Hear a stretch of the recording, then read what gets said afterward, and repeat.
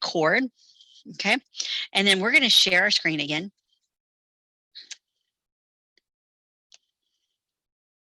Maybe. Oh, there's my share screen. Oh, before I share, hold on. I see something popped up in the messages. Okay, you cannot get a bachelor's in pediatrics. You have to, but is that the same question? Yeah.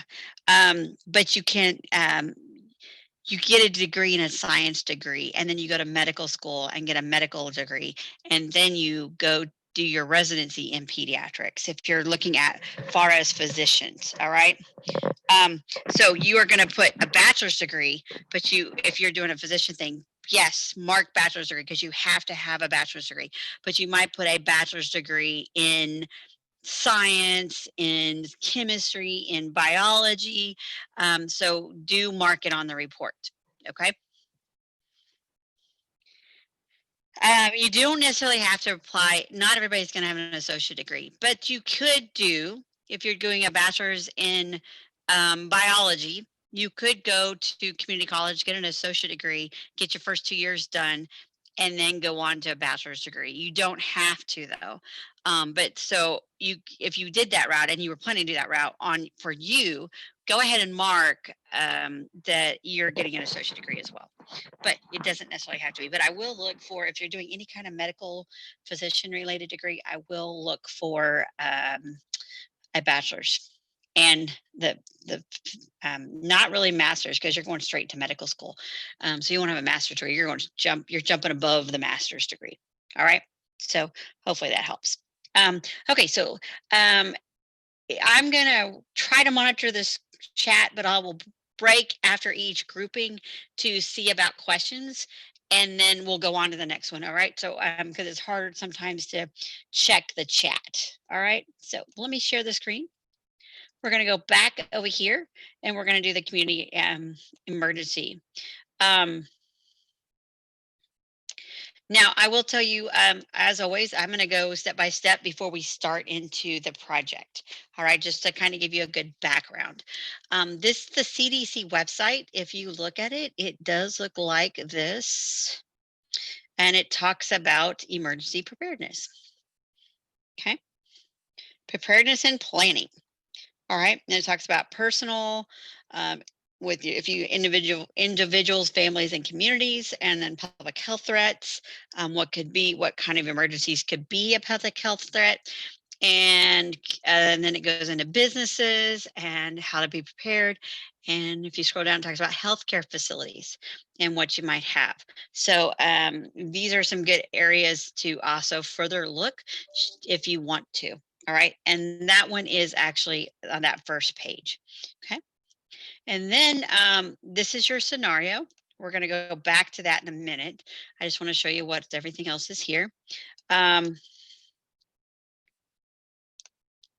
then it is what to use. This is your template that you're going to use. I have it put on Classroom as well, so you have it there if you need it. So, because some people like to pull it off a Classroom and not here. So just make sure you file and add it to your drive. So when you're typing in it, it's going to save what you need for it to save.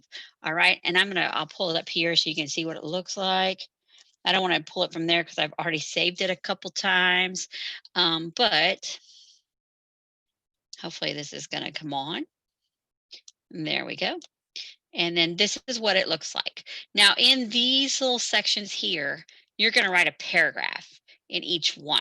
All right, so it's not a little check mark or list. Now we're going to create a list today, a brainstorming kind of list. But you're going to take that list and make it a paragraph for each one, for the respiratory therapy manager, for the pathology or lab manager, and the emergency department director, as well as the last part. Now, those are all 15 points apiece. The last part is the community help. And so that's 50 points apiece. So you'll write a paragraph here based on what can the community do to help in a disaster. So that's kind of that form. I put it on Classroom, as I said, and it's also on eCampus. So whatever's easiest for you to get to it, you can do that. Okay. Now, so that's that form. And then it's going to show your rubric on how you're graded. Um, and then where you're going to submit it is the very last one. You can see this is, let me, oops, sorry, I bumped too much. Let me get back over here. Just trying to get that out of our way. It is 100 points. Okay. Um, so definitely don't not do this assignment. And we're getting it done in class, so it shouldn't be a problem. My suggestion is once you get it done, and probably most likely that's going to be today if you use your class time, submit it. Don't wait till Saturday. Go ahead and submit it. All right. Because a lot of people are waiting and then they forget or something happens or they have family plans or whatever, but submit it when it gets done today in class, especially with this weekend because we have a full week off next week. So there's going to be people traveling this weekend. And so you may forget about it. I don't want you to forget about it. So get it as soon as you get it done, submit it. Don't wait. Okay. So that's where you're going to submit it. Now let's go back to our scenario. All right, so we can see what our emergency preparedness is. Now, every hospital has a emergency preparedness plan. They practice drills. Matter of fact, when I was in nursing school, when I was 18, 19, our nursing students, we got to participate in our citywide emergency drill that they did every year. So I got to be a victim and I actually was at the hospital because they didn't take us clear to the airport, but we were actually in the ER at the hospital on stretchers with our tags on, and we had our little part to play because the thing we've learned about medicine is the more we rehearse, the more we're ready for it when it really happens, or if it really happens. But we don't want to not know what to do when a true emergency happens. So there's a lot of disaster preparedness and drills and stuff. And so the town that I was at in college, they did a yearly disaster drill plan that they actually truly brought in real people and said we were volunteers and they practice. And so the physicians, the residents, the nurses, they all walk through what they would do in each scenario. So it was really kind of cool. And we even got to get blood and like they made our makeup up and everything. It was really neat. So that's always a good thing to do. All right, is to practice, and a lot of communities will do that, and a lot of hospitals will be involved with that. So many disasters can happen. You can have natural disasters. For example, what a couple of years ago, last Christmas, Rowlett had the tornado. Well, we had one in Richardson, but I think it was more traumatic, the one in Rowlett. But either way, they were both natural disasters that happen that wipe out neighborhoods that we're looking for. We don't know the victims or how many, but we're looking for them. So hurricanes can be the same, even though we try to evacuate, there still can be disasters with that. Some of those disasters, natural disasters, can take your hospital down as well. So then you have to think about where else besides a hospital can we do the medical care that we're going to need to do. There was a tornado in Joplin. You can know about it, but their hospital actually got damaged pretty significantly by that tornado, and they were still treating patients, and they were still taking on victims of the storm. So, and with a part of their building gone and all that. So it can happen. So there's a natural, then there's those man-made disasters. Think about in Las Vegas at the country concert where someone just started shooting at people and so that was a mass casualty disaster. If you had this one's going to be a plane wreck, but that could be one. A huge wreck involving multiple cars on a freeway. Those are disasters we could have that happen. 9/11, that was a major disaster that hospitals were set up for.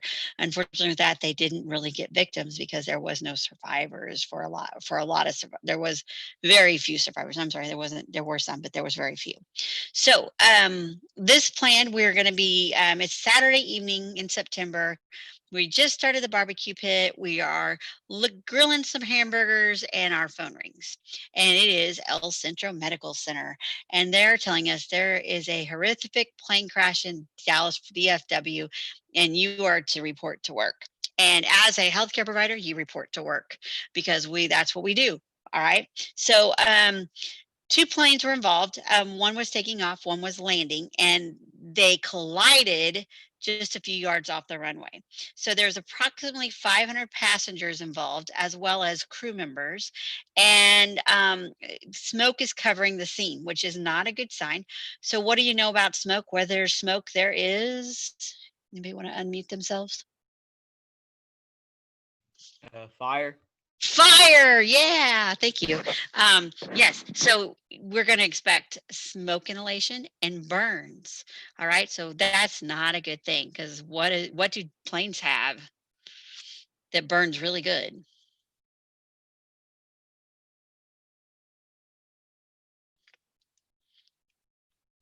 I'm probably getting in the chat. Fuel, yes, jet fuel. Jet fuel is even more so than the fuel we put in our cars. It's a very, very combustible, and it's hot, and it's significant. So jet fuel is even worse. All right. So then emergency workers are on the scene. They're trying to get survivors transported and triage. Now, these emergency workers will actually triage on the scene. So they're going to label patients because we don't know names and they may be unconscious based on the severity of their injuries and if we think they can survive or if they're already deceased. So those ones that we know can survive that are the serious, the worst, will go first. Okay. Then the second round. And then there may be some that have minor injuries that we can treat on the scene and send them home. So that's kind of that triage system where we go from most to least. And then of course at that time we have to think of our resources. So if we think there's a high likelihood this person still would not survive this, we won't treat them. And I know that sounds really bad, but if we have 500 people, we have to use what we have and who we have. So um, we're working at one of the receiving hospitals. Now we have a respiratory therapy manager because we are going to worry about airway because of the smoke inhalation and the burns. I mean, because if you have outside burns, you can have internal burns as well, especially as you inhale. So all that your mouth and your lungs and your throat can get burned. Now, if you look at your pinky, this is really cool. Hold on just a minute. I'm going to pause y'all because this is my doctor's office.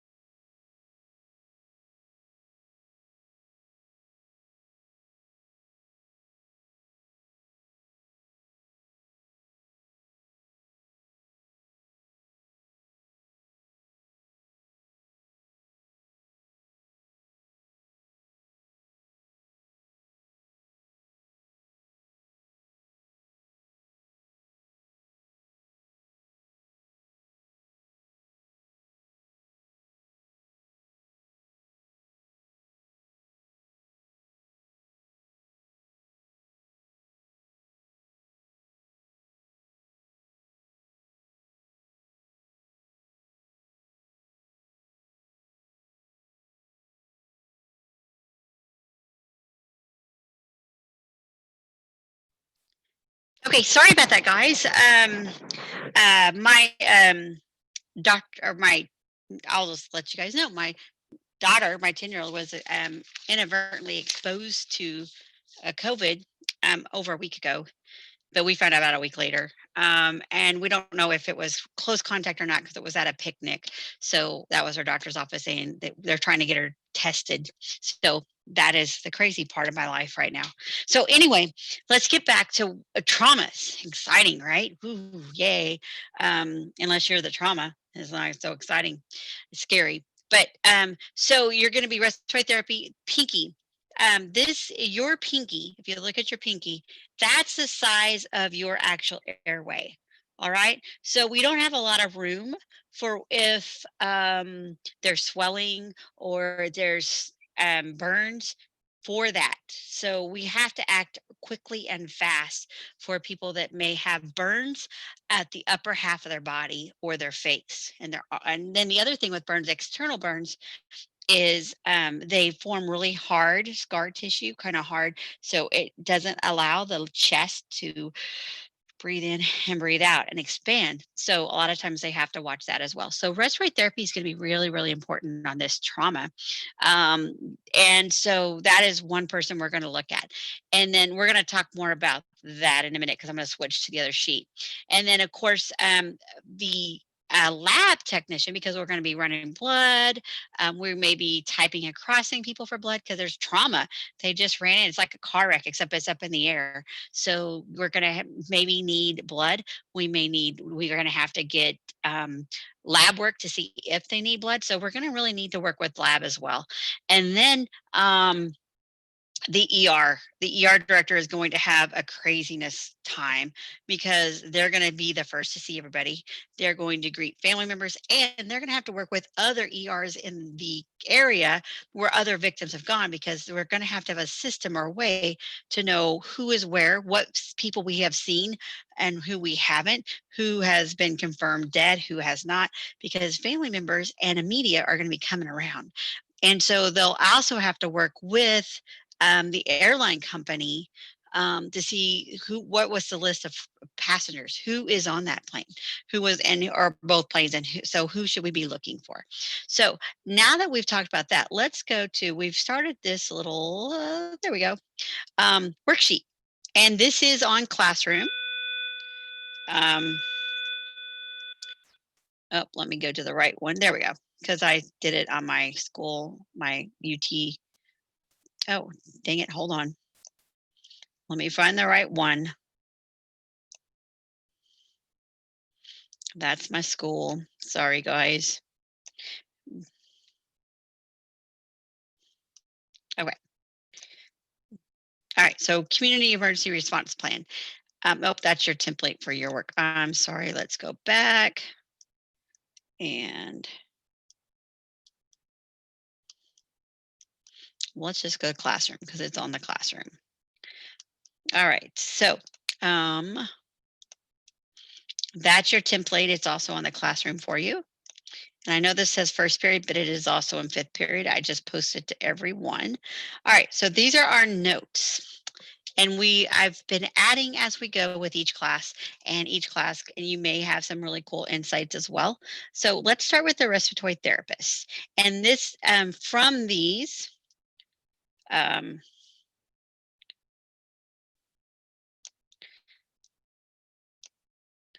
hold on, let me get, my computer is going crazy. All right. Try to get this back up. I thought I had it all going.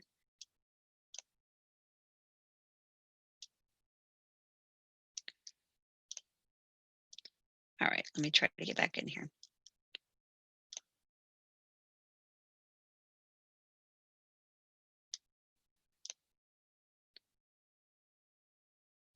That's my school one. Let's just get out of my school one.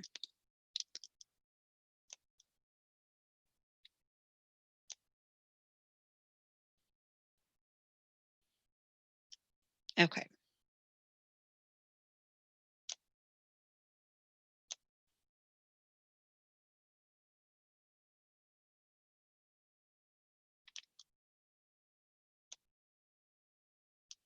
Hopefully this will work for us. My computer is going crazy all day long, so.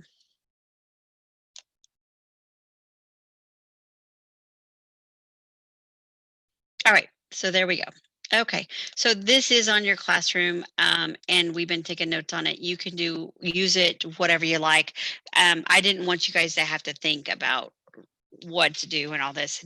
So the respiratory therapist, airway. Think about airway, think about breathing, thinking about maintaining airway and all that. And so that's what our respiratory therapist is going to do.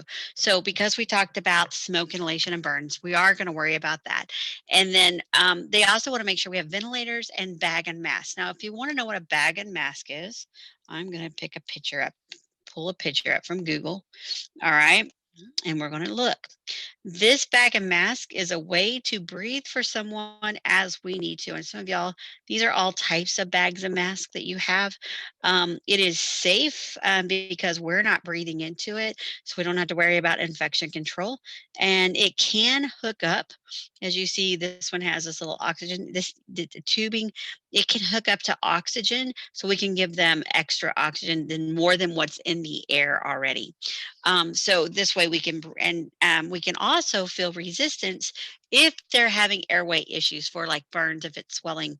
It will be hard to ventilate. And we can also, we'll position ourselves at the head of their bed like that, looking at their chest so we can watch them it rise and fall as we give them a breath. And you just squeeze the bag and it gives them a breath. And then you release and then you squeeze again. So that's kind of what this would do. So we want to make sure we have those supplies. Um, and so we'll make sure, and we may need to, if we, because our order is for what we routinely get. We don't routinely get mass traumas. So we may need to see how use what we have, but go ahead and order from other hospitals and borrow or see what they have far as ventilators, bag of mask and supplies, oxygen therapy. We may need to get some portable oxygen because we may have triage going on in rooms that aren't typically set up for patients and have oxygen. So we may call now our area hospitals, if in the immediate area in the town that we're in the Dallas area, since this is DFW, are probably taking these patients as well, maybe even Fort Worth. So we want to go outside the DFW area and say, hey, we got a mass casualty, mass trauma. And so the respiratory therapist would work with other respiratory therapy people to get that if they needed it. Okay. And then they are going, this team that's working now, their staff, they'll pull their schedule and they'll look at it and see who's working, when's working, and they will not go home. They'll be they'll need all hands on deck, and then they will call those at home to come in.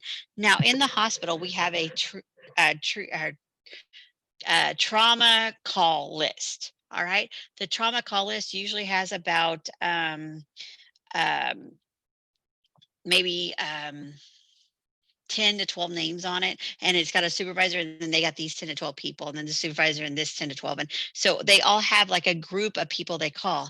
They usually call them in the order on the list, and that order is based on who lives the closest, because think about it, if I have a mass trauma, it's probably sudden and I need people quickly. So it's not does not help me to call someone who lives 45 minutes to an hour away. And hospitals don't require that you stay within 30 minutes.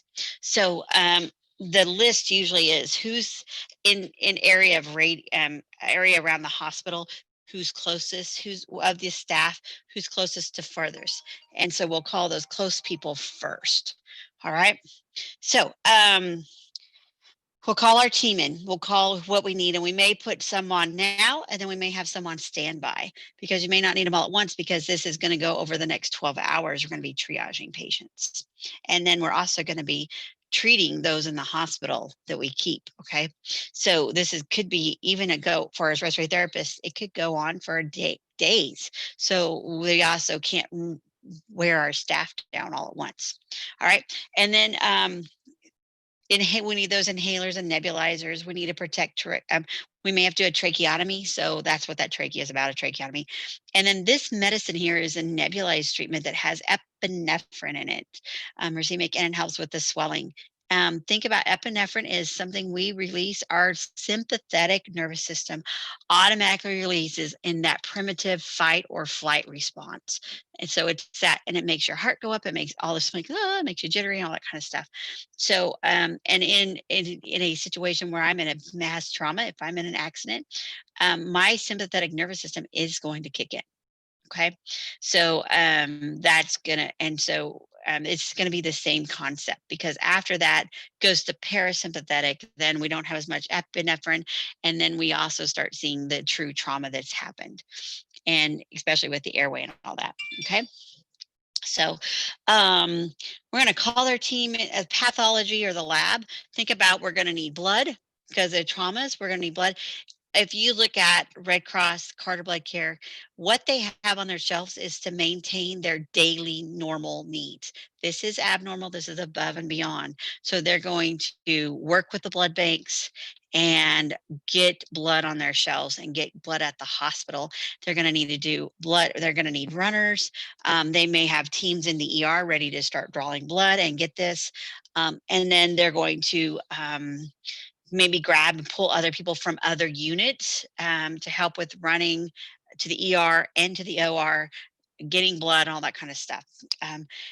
So they may have that too. They don't have as much, so this is going to be a smaller paragraph, but that's okay because they're so important, because they're going to be doing blood work. They're going to be drawing levels. They're going to be making sure we're typing and screening and cross-matching patients who need blood and getting that blood. They may also set up a place for people with O blood types to donate.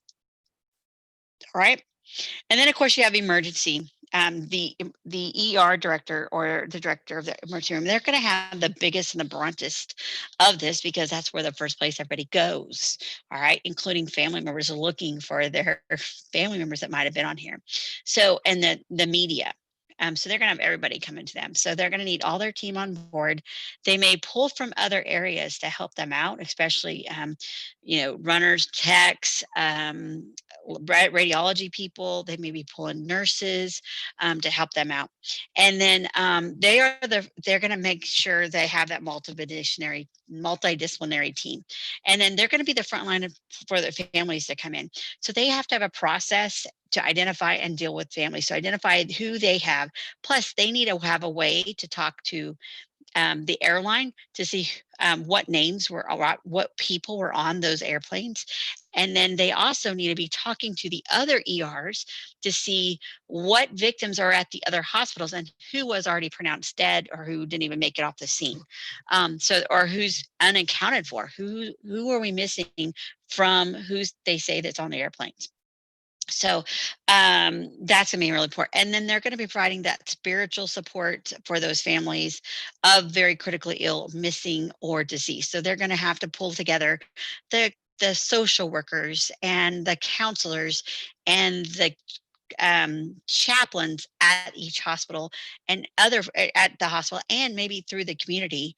And they're going to have all faiths, because they're going to be all different religions coming in. So they're going to have to be able to support those people.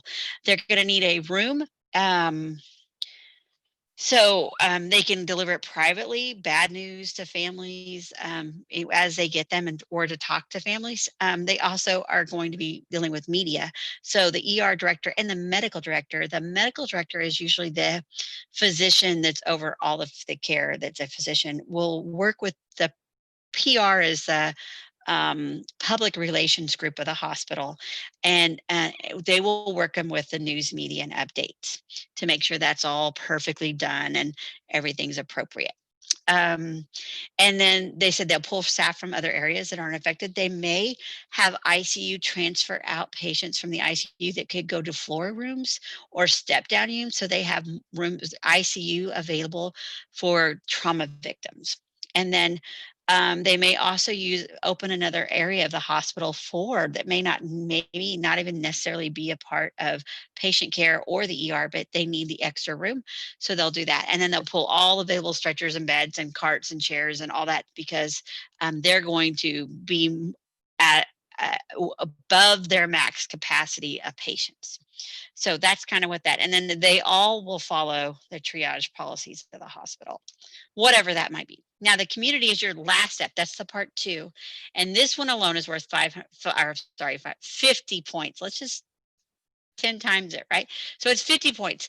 And so the community, a lot of times will donate, you'll encourage them to go to a blood donation center and donate blood, because what the blood banks have on hand is what their normal needs are for everyday operations, of like oncology patients or regular routine surgeries, not the abnormal, which is trauma. So donating blood is going to be very crucial, especially now with COVID, because there's a lot of places that are not doing blood. I just lost my thought, but like we're not doing a blood donation day, or, because of bringing people, we're not able to bring them into the schools to do that. So there's a lot of, so they're even more so at a critically shortage on blood already. So we're going to need people to go donate. We want them to stay away from the crime scene. I call it a crime scene, but of the scene. We don't want them to be around or near the airport where they might block traffic. They might get on and stumble on and get hurt themselves and become a victim, because we don't need more victims than we have. If they have some medical training, they could help. If they have, if they're like a psychologist, a counselor, a social worker, they might be standby for families to help them out for crisis interventions. And then they can be used, we may also pull from other communities their emergency responders, their EMS, their fire, their maybe even their police officers. For that, and then offer a place for counseling or victims. We may also offer a place for victims' families to stay, because this was an airplane. And so there are maybe many people that were on there that are injured, that weren't even from this area. So, and their families may not be able to have a hotel or a price of a hotel. So offer places for them to stay, or reduce rates.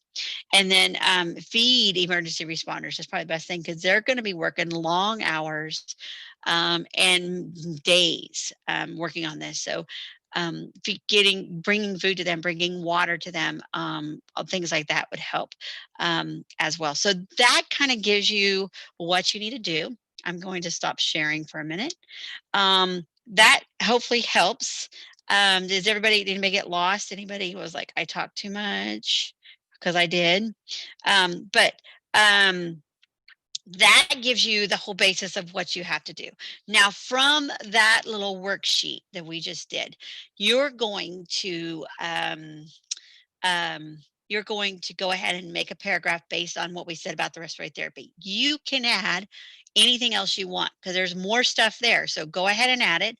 And then add for the emergency room. Obviously, you're going to see it's probably going to be a lot bigger paragraph. And then, of course, lab. You could add, take two, do whatever you want with it, but that's where you're going to build your paragraphs from. All right, and you want to know what can they do? The hospitals do. What are they going to be doing? What are they emphasizing their departments in particular? Are they going to use other places, people in the hospital, other departments, other units, et cetera, et cetera? All right, and then community as well. And then, of course, what is can the community do? Now, you have everything you need to do this assignment. Yeah, hopefully you understand it pretty easily now. All you need to do on that worksheet that looks like, let me go ahead and share one more time, just to make sure we got it.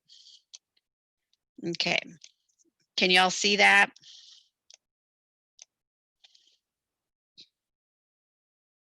Okay, so from that information I gave you, you're going to write a paragraph, and you're going to put your paragraph in that responses. All right.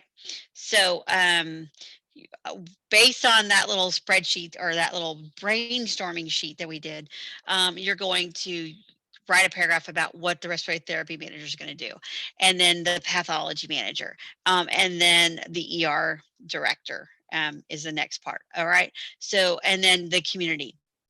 So I'm going to give you time to do that. I will tell you also Friday, you'll have time to complete, you probably actually, since we gave you so much of this, you may not need the rest of this class time to do this. So you may have time after you get it done, but get this done today and submit it today. So then you do not miss it. All right. Has everybody got me on that one? Get it done, submit it. All right. Especially if your grade is in the low 70s or lower, and you had me keep you in the class. Definitely, definitely, definitely. Or I didn't drop you because you were in the low 70s. Don't let that grade slip any further. Okay. Do this. It's 100 points. We just gave you, it should be an easy 100 because I just gave you everything you need to do. And then go ahead and work on your career reports if you get this done. But whatever you get done, don't wait till Saturday. Go ahead and submit it. All right. Now, you do not have to stay on Zoom unless you have questions. Of course, I'll be here. But you don't have to stay on Zoom. You can just, but I do expect that you'll get this work done. Okay, so make sure you're getting it done and all that good stuff. I'm going to stop recording. All right.